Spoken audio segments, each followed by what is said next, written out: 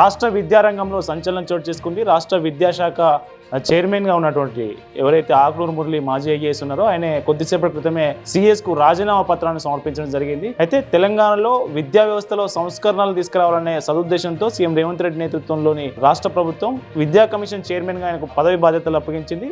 ఈ చైర్మన్గా పదవి బాధ్యతలు చేపట్టిన తర్వాత దాదాపు రాష్ట్ర వ్యాప్తంగా అనేక స్కూళ్లలో పర్యటించి స్కూళ్ల స్థితిగతులు వీటన్నిటిని పరిశీలించినటువంటి ఆకునూరి మురళి ఒక కీలక సిఫారసులు చేస్తూ రాష్ట్ర ప్రభుత్వానికి సీఎం రేవంత్ రెడ్డికి ఒక నివేదిక సమర్పించడం జరిగింది ఈ మధ్య కాలంలోనే.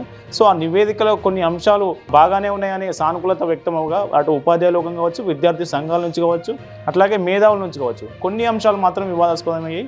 ఏంటంటే రాష్ట్రంలో ఉపాధ్యాయులు అట్లాగే అధ్యాపకులు బోధనేతర సిబ్బందికి మార్కెట్ ప్రమాణాల కంటే ఎక్కువ జీతాలున్నాయనే ఒక కామెంట్ ఏదైతే ఉందో ఆ నివేదిక చివరిలో పేర్కొన్నటువంటి ఆ కామెంట్ మీద రాష్ట్ర వ్యాప్తంగా ఉపాధ్యాయ లోకం నుంచి ప్రతిపక్ష పార్టీల నుంచి బీజేపీ కావచ్చు, బీఆర్ఎస్ కావచ్చు, ఈ రెండు పార్టీల నుంచి తీవ్ర వ్యతిరేకత వచ్చింది. సో దీనికి సంబంధించి ఆయన మీద అనేక విమర్శలు కూడా వచ్చాయి. అటు ఉపాధ్యాయ సంఘాల నాయకులు నేరుగానే ఆయన విమర్శించారు. సో ఏపీలో నాడు నేడు కార్యక్రమంతో జగన్కు విద్యాశాఖ సలహాదారుగా పనిచేసినటువంటి ఆకునూరి మురళి అక్కడ విద్యా వ్యవస్థ బాగు చేయకపోగా భ్రష్టు పట్టించారనే కామెంట్లు కూడా మనకు ఉపాధ్యాయ సంఘాల నాయకుల నుంచి వ్యక్తమయ్యాయి. దాంతోపాటు తెలంగాణలో కీలక సిఫారసులు ఉదాహరణకు తీసుకుంటే ఇంటర్మీడియట్ విద్య ఏదైతే ఉందో దాన్ని స్కూల్ ఎడ్యుకేషన్లో కలపాలనే సిఫారసు చేసింది ఆకునూరి మురళి. అట్లాగే విద్యకు రాష్ట్ర బడ్జెట్ ఏదైతే ఉందో రాష్ట్ర బడ్జెట్లో విద్యకు కనీసం 18 నుంచి 20% నిధులు కేటాయించాలని కీలక సిఫారసు చేశారు.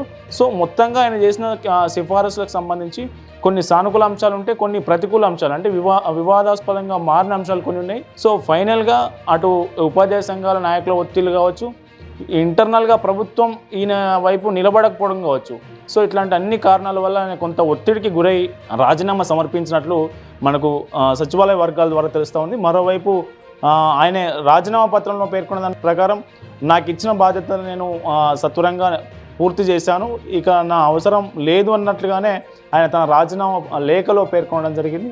అట్లాగే మరొక 4 నెలల కాలం ఉండగానే పదవి విద్యా చైర్మన్గా 4 నెలల కాలం ఉండగానే ముందుగానే రాజీనామా చేయడంపై ఒత్తిళ్ల కారణంగానే రాజీనామా చేస్తున్నారని కొందరు, లేదు ఆయన పని అయిపోయింది అంటే ఆయన చేయాల్సిన సిఫారసులు సంస్కరణలకు సంబంధించినటువంటి సూచనలు అన్నీ అయిపోయినాయి కాబట్టే రాజీనామా చేశారని ఇంకొందరు. ఒక చర్చ అయితే నడుస్తూ ఉంది దీనికి సంబంధించి.